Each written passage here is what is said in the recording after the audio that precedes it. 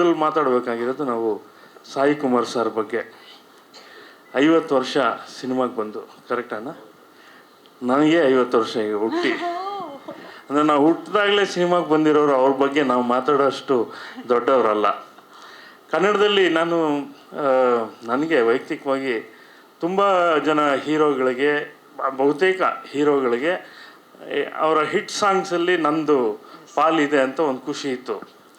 ಯಾವಾಗಲೂ ಒಂದು ಕೊರಗಿತ್ತು, ಸಾಯಿ ಕುಮಾರ್ ಸಾರಿಗೆ ನಂದು ಯಾವುದೂ ಹಿಟ್ ಇಲ್ವಲ್ಲ ಅಂತ. ಅದು ಈ ಸಿನಿಮಾದಲ್ಲಿ ಈ ಹಾಡು ಮೂಲಕ ನನ್ನ ಆಸೆ ಈಡೇರ್ತು. ಅದು ಒಂದು ಎಮೋಷ್ನಲ್ ಆದಂಥ ಹಾಡು, ತಂದೆಯ ಬಗ್ಗೆ.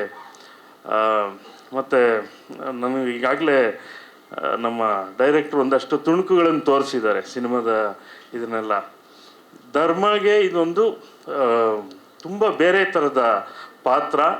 ನಾವು ಒಬ್ಬ ಕಲಾವಿದನಾಗಿ ಧರ್ಮನ ಇನ್ನೊಂದು ಅವತಾರದಲ್ಲಿ ನಾವು ನೋಡ್ಬೋದು. ಹಾಗಾಗಿ ಧರ್ಮಗೂ ಕೂಡ ಒಳ್ಳೆಯದಾಗಲಿ ಅಂತ ಹೇಳ್ತೀನಿ. ಪೃಥ್ವಿ ಅಂಬರ್ ಎಂಥ ಒಂದು ಅದ್ಭುತ ಕಲಾವಿದ ಅಂತ ಹಿಂದಿನ ಸಿನಿಮಾಗಳಲ್ಲಿ ಪ್ರೂವ್ ಆಗಿದೆ. ಅದ್ಭುತ ಡ್ಯಾನ್ಸರ್ ಬೇಸಿಕಲಿ ಅನ್ನೋದು ತುಂಬ ಜನಕ್ಕೆ ಗೊತ್ತಿಲ್ಲ. ಈ ಸಿನಿಮಾದಲ್ಲಿ ಅದು ಪ್ರೂವ್ ಆಗಿದೆ. ಒಳ್ಳೆಯದಾಗಲಿ ಅಂತ ಹಾರೈಸ್ತೀನಿ. ಇನ್ನು ಧನ್ಯ ರಾಮ್ಕುಮಾರ್ ಅವರು ಹಿಂದಿನ ಸಿನಿಮಾದಲ್ಲೂ ತುಂಬ ಚೆನ್ನಾಗಿ ಮಾಡಿದರು. ಈ ಸಿನಿಮಾದಲ್ಲಿ ತೀರಾ ನಮ್ಮ ಪಕ್ಕದ ಮನೆಯ ಯಾವುದೋ ಹೆಣ್ಣುಮಗು ಅನ್ನುವಷ್ಟು ಮಟ್ಟಿಗೆ ಆ ಪಾತ್ರನ ಅಷ್ಟು ಗಟ್ಟಿಯಾಗಿ ಮಾಡಿದ್ದಾರೆ. ಒಳ್ಳೆಯದಾಗಲಿ. ಸಚಿನ್ ಬಂದಿಲ್ಲ? ಹಾಯ್ ಸಚಿನ್ ಬಸ್ರೂರು ಸಂಗೀತ ಹೊಸದಾಗಿ ಒಂದಷ್ಟು ಸಿನಿಮಾಗಳಲ್ಲಿ ಕೆಲಸ ಮಾಡ್ತಿದ್ದಾರೆ. ಈ ಸಿನಿಮಾದ ಈ ಹಾಡುಗಳು ಈಗಾಗಲೇ ಚೆನ್ನಾಗಿ ಹೋಗ್ತಾ ಇದೆ. ಒಳ್ಳೆಯದಾಗಲಿ ಅಂತ ಹಾರೈಸ್ತೀನಿ. ಮತ್ತು ಇನ್ನು ನಮ್ಮ ಡೈರೆಕ್ಟ್ರು ನಮ್ಮದೇ ಜಿಲ್ಲೆಯವರು, ನಮ್ಮ ಮನೆ ಪಕ್ಕದವರು. ಅವರ ಮೊದಲ ಸಿನಿಮಾಯಿಂದ ಎಲ್ಲ ಸಿನಿಮಾದಲ್ಲೂ ಕೆಲಸ ಮಾಡ್ತಾ ಬಂದಿದ್ದೀನಿ.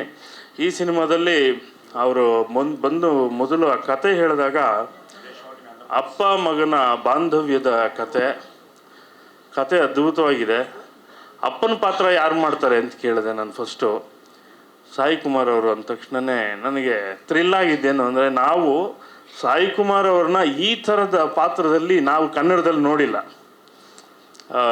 ಅವರ ಅಗ್ನಿ ವೇಷಗಳು ಗೊತ್ತು ನಮಗೆ, IPS ಆಗಿ ಪೊಲೀಸ್ ಆಗಿ ಗೊತ್ತು. ಆದರೆ ಈ ಸಿನಿಮಾದಲ್ಲಿ ಅವರ ಅಭಿನಯ ಇದೆಯಲ್ಲ, ಬಹುಶಃ ಇಲ್ಲಿವರೆಗಿನ ಸಾಯಿ ಕುಮಾರ್ ಅವರ ಕನ್ನಡ ಸಿನಿಮಾ ಮಾತಾಡ್ತೀನಿ ನಾನು.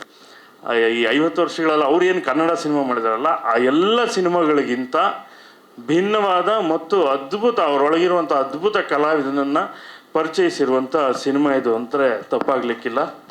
ಅಷ್ಟು ಅದ್ಭುತವಾಗಿ ಮಾಡಿದ್ದಾರೆ. ಒಳ್ಳೆಯದಾಗಲಿ ಅಂತ ಹಾರೈಸ್ತೀನಿ. ಯಾಕೆಂದರೆ ಮಾತಾಡೋರು ತುಂಬ ಜನ ಲೈನಲ್ಲಿದ್ದಾರೆ. ಇನ್ನು ಯಾರ್ದು ಹೆಸರು ಬಿಟ್ಟಿದ್ರೆ ಕ್ಷಮೆ ಇರಲಿ. ಎಲ್ರಿಗೂ ಒಳ್ಳೆಯದಾಗಲಿ. ಧನ್ಯವಾದಗಳು.